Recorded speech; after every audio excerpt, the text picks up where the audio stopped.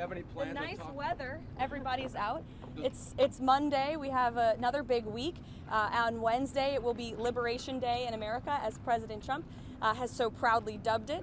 The cabinet will be here for the event. It'll be our first Rose Garden event of this administration. So you all will be invited to attend and cover this historic moment. The president will be announcing a tariff plan that will roll back the unfair trade practices that have been ripping off our country for decades. He's doing this in the best interest of the American worker.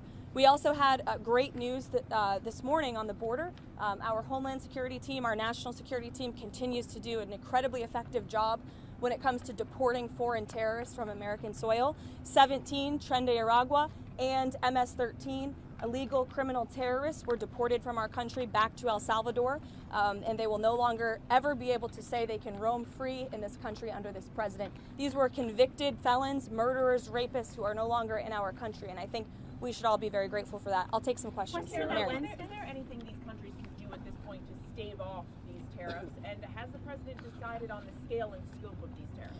Well, I think first of all, unfortunately, these countries have been ripping off our country for far too long. And they've made, I think, their disdain for the American worker quite clear. If you look at the unfair trade practices that we have, 50% from the European Union on American dairy. You have a 700% tariff from Japan on American rice. You have a 100% tariff from India on American agricultural products. You have nearly a 300% tariff from Canada on American butter and American cheese. This makes it virtually impossible for American products to be imported into these markets, and it has put a lot of Americans out of business and out of work over the past several decades. So it's time for reciprocity, and it's time for a president to take historic change to do what's right for the American people, and that's going to take place on Wednesday. And what about the scope of them? He said yesterday he would be more generous. What does that mean? I will let the president make the announcement on Wednesday, but it's certainly going to ensure that there's reciprocity and the American people are treated fairly. Has the White House determined how many countries are going to see these reciprocal tariffs? Again, I'll let the president get into the specifics of the announcement, but he has a brilliant team of trade advisors. You have Secretary Bessent, Secretary Lutnick, Jamieson Greer, our U.S. Trade Representative, Peter Navarro, of course, and Kevin Hassett here at the White House, Stephen Miller as well. The Vice President has been deeply involved in these conversations.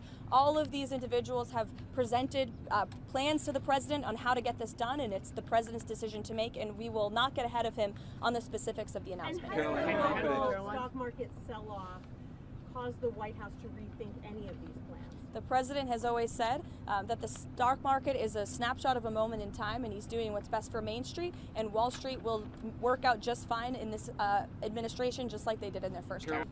As the president has made it very clear, Mike Waltz continues to be an important part of his national security team, and this case has been closed here at the White House as far as we are concerned. There have been steps made to ensure that something like that can obviously never happen again, and we're moving forward, and the president and Mike Waltz and his entire national security team have been working together very well. If you look at how much safer the United States of America is because of the leadership of this team. On the tariffs, are there going to be sector-by-sector announcements this week at the event that you're alluding to? Is it going to be focusing on sectors or more country-based tariffs? The goal of Wednesday are country-based tariffs, but certainly sectoral tariffs. The president has said he's committed to implementing them, and I'll leave it to him on when he makes that decision and that announcement. Caroline, Sure. Does President Trump still plan to talk to President Putin this week, and if so, when? I don't have a readout for you on that call, but as always, we'll provide a readout. Usually the president likes to let you guys know first, especially for big calls like that. Steve? Any exemptions for farmers being considered for these tariffs? No exemptions at this time. Caroline. The validation guide that DHS is using to determine who is an enemy alien, a Tren de Aragua member, and deportable under the Enemy Aliens Act, has criteria here that require 8 points to be classified as a TDA member. You can get classified by simply having certain symbols in your tattoos and wearing certain streetwear brands. That alone is enough to get someone classified as TDA and sent to El Salvador. That's not true, actually, Andrew. According to this document, it is. No, according to the Department of Homeland Security and the agents, have you talked to the agents who have been putting their lives on the line to detain these foreign terrorists who have been terrorizing our communities?